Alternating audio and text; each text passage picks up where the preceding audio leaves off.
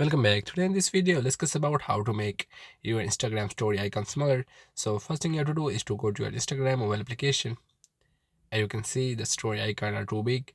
To make them small, you have to go back and you have to click on that Instagram application for a while. Now go to your storage setting and you have to clear your all data from here.